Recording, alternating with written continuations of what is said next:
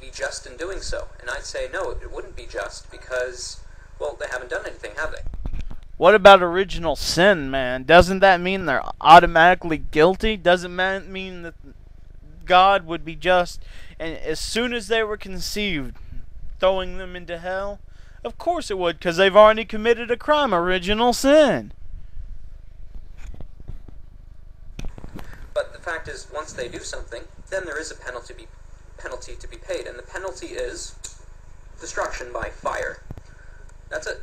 And as long as that eventually happens, then justice is served.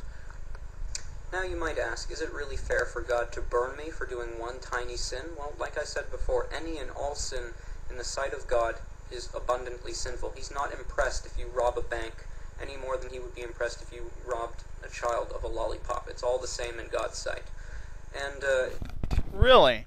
That doesn't sound very just to me. Because I can assure you that if somebody murdered one person, they deserve a different punishment than somebody that murdered 1,000 people.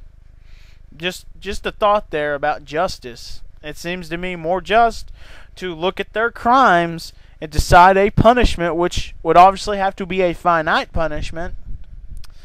But, that's just my opinion, and since I'm not God, I guess, I'm just a little bit smarter than he is. Oh well. The whole fire thing might have been a bit dramatic. Basically, the wage of sin is death. However, there are two types of death. There are physical death, which is a mortal body being separated from the immortal soul, and then there's spiritual death, your immortal soul being separated from God. The wage of sin is both. You will die mortally because you sinned, and you will die spiritually because you sinned. Imagine a fish jumping out of water. If a fish jumps out of water, it is dead. And God created you, and this is his world. So if you jump out of God by sinning, and oil and water is like sin to God. He can't go anywhere near it. So if you sin and are separated from God eternally, there's a place called the lake of fire. And whether or not that's literal fire, that's yet to be seen, but I think that might just be metaphorical or allegorical of just how painful it is to be separated from God forever. Just imagine being in absolute darkness and the feeling of burning forever. So, okay, let's talk about that. Well, for one thing, a fish out of water isn't dead instantly. It can get back in the water.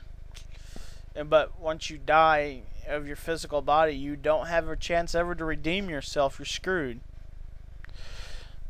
And as far as the whole sin is like oil and water, wait a minute. I thought your God had free will, which means he should be able to sin. But obviously he can't if it's like oil and water, then they just can't mix. So he couldn't have free will, or he certainly can't be all-powerful, because how could an all-powerful being not go near something? Huh? Answer me this. Huh? I bet you really can't without giving some weird backwards answer that doesn't make any sense.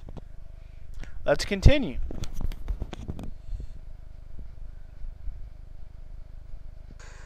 is that fair? Absolutely. God is perfectly holy, and he can't tolerate anything that is less than holy in his presence. So the only way for us to be presented holy before God is to be found with faith in Jesus Christ, who died for our sins. Some people say there is no God, and to them I say there is no atheist, and I'll show you why. If I said there is no gold in China, what I'm claiming to know is every inch of China. I'm claiming to know every molecule, what's under every rock and pebble, every tooth, every bracelet, every necklace. That's impossible.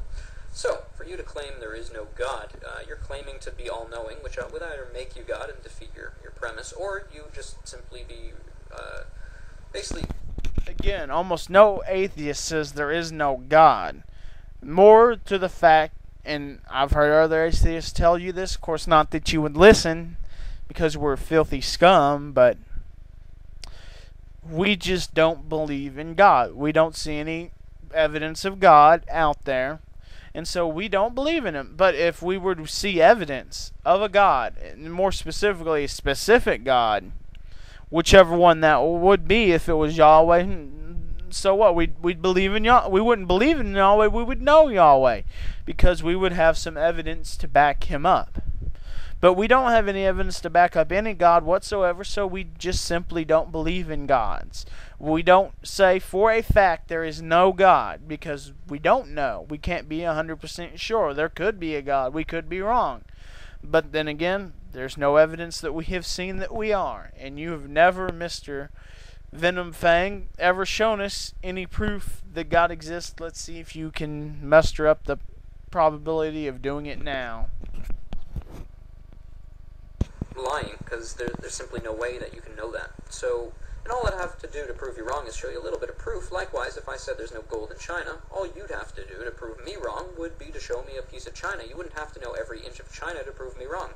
Likewise, I don't need to show you God himself in order to prove to you that God is real. If you were walking in a forest and you saw a painting, would you be able to logically conclude that someone painted it? Would you be able to believe it happened by blind chance? It just happened in an explosion, or just some mud rolled down a hill and happened to create the painting? No, you wouldn't. That's ridiculous. I know a lot of you think that. Well, let's look at this logically. Well, if you were to put a bunch of scientists in a room and hand them a painting, they would probably come to the conclusion that painting was made by a person. So, the problem is, and I'll go ahead and let you finish there's a big problem with this. I'll go ahead and let you finish the rest of your statement before I go a little deeper into this. All I do is talk about the Bible and God and stuff, and that's probably the biggest part of my life, and it should be, because that's what I believe we're created for. We're created to glorify God. But wait a minute, we're created to glorify God? Oh my God, I'm so happy that I've been created simply to worship some guy that apparently is too self-centered or lacks, he's a little bit underimpressed with himself, so he's got to create some people to worship him so that he feels better about himself. I get so happy, yeah, I'm going to kill myself right now so I can go worship God. And that's what I plan to do now, but I just want to show you another part of me, and I want to be proof of God to you. So I'm going to show you some of my paintings, and I hope you enjoy them.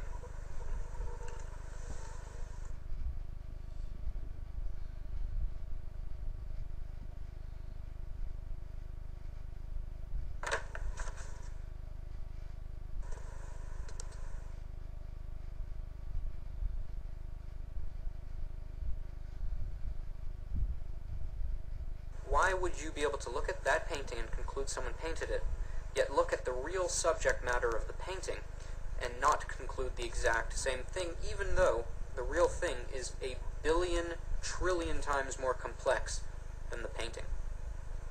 It's illogical to be able to claim that a painting is proof of a painter, but a human being is not proof of an intelligent creator. Okay, you finish your point. Let me get to mine. The real problem with that is you're talking about a human being. Alright, I want to ask you, when was the last time you saw two paintings doing it and creating little baby paintings that were slightly altered from the original paintings? Pretty sure you've never seen that. A human being, however, does have sex with another human being and create babies. Oddly enough, those babies aren't perfectly matched with their parents. They've got a few mutations in them. Every generation does. And you can easily see, without a God anywhere in the mix, how very easily self-replicating organisms could become something like us. I mean, just look at the eye. We have examples in nature of less developed eyes. Pinhole eyes, pit eyes. You can go out and find these things in nature right now. These are not eyes nearly as complex as ours, but they still function as eyes, not as well as ours, but they still function. Similarly, you can find all sorts of things like that around in nature, even like the flagellum motor, or the flagellum. All the pieces have been shown to be used much more less complexly for other tasks. So, yes, you can easily look at self-replicating organisms and see how they've gotten as complex as they have without starting out that way or without being made that way. But, of course, since you believe in God, you can't see that. You know. Oh, well. Let's continue.